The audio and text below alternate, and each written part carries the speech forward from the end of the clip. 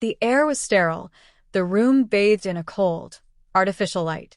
The walls gleamed a polished metallic sheen, interrupted only by faint, pulsing veins of energy coursing through them, a reminder of the alien technology that powered the place. Alex Carter sat in the middle of it all, hands cuffed to the smooth surface of a table that hummed faintly beneath his fingertips. His breathing was steady, his gaze unwavering as he studied the three figures seated across from him. They were tall, slender beings with elongated skulls and pale, almost translucent skin that seemed to ripple faintly under the overhead light. Their eyes, black and devoid of whites, fixed on him with a mix of curiosity and disdain.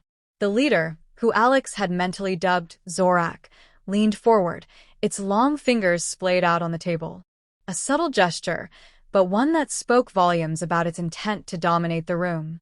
"You are an anomaly," Zorak said, its voice resonating not through sound but directly into Alex's mind. It was a sensation Alex couldn't quite get used to, like having someone whisper in the back of his skull. "Your species, crude and unrefined, should not have ventured so far into our domain. And yet here you are. Tell me, human, why should we tolerate your intrusion?" Alex didn't flinch. "Intrusion? Last I checked, you kidnapped me while I was minding my own business. That's a pretty aggressive way to greet your neighbors." Zorak's lipless mouth curled into something that might have been a sneer. "Neighbors? How quaint. We are not equals, human. Your kind is barely above the level of beasts, scrabbling in the dirt for scraps of knowledge. It is our right to know the extent of your capabilities." Behind Zorak, the other two aliens exchanged glances. They were smaller, less imposing than their leader, but their movements were no less deliberate. Alex noted the way their clawed hands hovered near their devices, ready to act if necessary. He made no sudden movements, letting the tension in the room build. "So, this is an interrogation," Alex said casually, leaning back as much as his restraints would allow. "You want me to spill all my secrets about Earth, our technology, our military? Is that about right?" Zorak's eyes narrowed. "You overestimate your position. We do not ask for information. We extract it." Alex raised an eyebrow. "Extract? Like mining for gold? You're going to have to dig pretty deep, pal." Zorak tilted its head, clearly unamused by the human's bravado. It gestured with one hand, and the hum of the room seemed to intensify. Alex felt a pressure at the edges of his mind, like invisible fingers probing at the walls of his thoughts. It wasn't the first time he'd experienced this since being taken, but it was the first time it felt so invasive. He let out a low whistle. "Ah, telepathy. Always wanted to know what that felt like. Bit of a headache, though. You got an off switch for that." The alien ignored him, its focus sharpening as it delved deeper. "Your defenses are futile, human. We will see everything." Alex smirked. "You sure about that?" The probing grew more intense, flashes of his memories flickering through his mind like a reel of disjointed film. Childhood moments, military training, missions in the vast expanse of space. He knew what they were looking for, details about Earth's defenses, strategies, anything that might give them an edge. But Alex had been trained for this. He'd been prepared for situations far worse than this. And he had a plan. "You know," he said, his voice calm despite the mental assault, "there's something you should probably know about humans." Zorak didn't respond, but Alex could feel the alien's irritation mounting. The other two were now watching him intently, their black eyes unblinking. "We're pretty stubborn," Alex continued. "You might think you're in control here, but we've got this funny little habit of not playing by the rules. You keep pushing, and you might just find yourself in over your head." The alien leader's gaze darkened. "You presume to threaten us?" "Threaten?" Alex shook his head. "Nah, I wouldn't call it that. Just a friendly warning." The pressure in his mind suddenly spiked, a sharp, searing pain that made his vision blur for a moment. But he didn't give them the satisfaction of reacting. Instead, he closed his eyes and focused, letting his thoughts scatter into a chaotic whirlwind. Faces, places, and events blended together in a storm of confusion, making it harder for the aliens to latch onto anything coherent. Zorak growled, a low, guttural sound that echoed in the small room. "You are wasting our time." "Am I?" Alex opened his eyes, meeting the alien's glare with a steady gaze. "Or are you realizing that maybe, just maybe, you've underestimated us?" For a brief moment, there was silence. The hum of the room faded to a dull vibration, and Alex could see the doubt flickering in the aliens' expressions. They were confident, sure, but there was an edge to their demeanor now, a crack in their facade, and Alex intended to widen it. The silence stretched for a moment longer, the alien leader's expression unreadable, though Alex could sense its frustration. He knew their kind wasn't used to resistance, especially from humans. They had likely expected this interrogation to be quick and straightforward, a chance to flex their superiority and pry open his mind like a book. Instead, they were hitting walls, and those walls weren't coming down anytime soon. Zorak gestured to one of the other aliens, a smaller, wiry figure with an array of devices strapped across its torso. The subordinate stepped forward, placing a thin, cylindrical object on the table between them. It pulsed faintly with an eerie blue glow, the light reflecting off Alex's face. "You will comply," Zorak intoned, its voice colder now, tinged with impatience. "This device will amplify the process. Prolonged resistance will result in irreversible damage."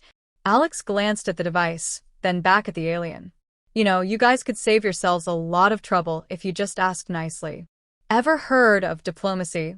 The smaller alien activated the device, and a sharp hum filled the air. Alex felt a sudden, stabbing pressure in his temples, like a drill boring into his skull. His vision wavered, and for a moment, he thought he might black out. But then he gritted his teeth, focusing on the steady rhythm of his breathing. "In, out, come." "Pain is irrelevant," Zorak said, its tone devoid of empathy. "You will surrender the knowledge we seek." Alex let out a strained chuckle. "Yeah, see, that's not how this works. You can poke around all you want, but you won't find anything useful. In fact, you'll probably just give yourselves a headache." The smaller alien tilted its head, its black eyes narrowing as it manipulated the device. The pressure in Alex's had intensified, and flashes of images began to surface again, memories, fragments of his life. But instead of allowing them to take form, Alex focused on flooding his mind with distractions, meaningless numbers, nonsensical phrases, anything to disrupt the process. "Interesting," Zorak murmured, its gaze piercing. "Your species possesses a remarkable resilience. But resilience alone will not save you." Alex smirked through the pain. "You'd be surprised what resilience can do." The leader leaned closer, its presence oppressive. "You misunderstand. This is not a negotiation. You are an insignificant fragment of a primitive race. Your kind's defiance is futile." Alex met its gaze, his voice steady despite the pain. "Funny." "That's what everyone thinks until we prove them wrong." The smaller alien made an impatient sound, gesturing toward Zorak. They exchanged a silent look, their telepathic communication leaving Alex momentarily out of the loop. He used the opportunity to steady himself, pushing back against the mental assault with everything he had. His training had prepared him for this, for enemies who thought their superior technology gave them an edge. But technology could only take you so far. The rest came down to willpower, and Alex had plenty of that to spare. "You can't win this game," he said, his voice cutting through the tense air. "You're trying to break into something you don't understand. Humans aren't just about brute strength or intelligence. We're adaptable, unpredictable. You might think you've got the upper hand, but you don't know what you're dealing with." Zorak's expression remained unreadable, but Alex could see the faintest flicker of uncertainty in its eyes. The smaller alien deactivated the device with a sharp motion, the hum dying abruptly. For a moment, the room was silent again, the tension almost suffocating. "You speak with confidence," Zorak said, its tone measured. "But confidence is meaningless without power. What do you hope to achieve by resisting us?" Alex shrugged, leaning back as much as his restraints would allow. "I'm not trying to achieve anything. I'm just making sure you don't get what you want. Call it a human specialty, making life difficult for anyone who underestimates us." The leader's gaze bore into him, its frustration barely concealed now. The other two aliens exchanged glances, their movements sharp and agitated. They were beginning to realize that this wasn't going to be as simple as they'd hoped. And that was exactly what Alex wanted. The room was still, the silence carrying a weight that pressed down on Alex like a heavy blanket. Zorak stood motionless, its glowing eyes fixed on him. But there was something different now, a hesitation, a crack in the facade of invincibility. Alex could feel it. The invaders had miscalculated, and for the first time, they were beginning to realize it. "You misunderstand humans entirely," Alex said, his voice calm but laced with defiance. "You think you're interrogating an individual. You think this is about one person's secrets, one person's knowledge. But that's not how we work. You break me, and there's 100 more like me waiting in line, ready to take my place. You're not fighting a person. You're fighting an idea. And ideas don't break." Zorak didn't respond immediately. Its subordinates shifted uncomfortably, exchanging glances that spoke of uncertainty. The leader finally leaned forward, its movements deliberate, its gaze piercing. "Ideas are irrelevant when faced with extinction. Your species clings to notions of resistance, but resistance without strength is meaningless." Alex smirked faintly. "Strength isn't just about brute force or advanced technology. Strength is about adaptability. It's about finding ways to win even when the odds are stacked against you. And humans? We're really good at that." The smaller alien hissed softly, but Zorak raised a hand, silencing it. The leader's expression remained unreadable, but Alex could sense the frustration simmering beneath the surface. They had expected this to be easy. They had expected him to fold under pressure, to crumble like so many others before him. Instead, he was standing firm, and it was throwing them off balance.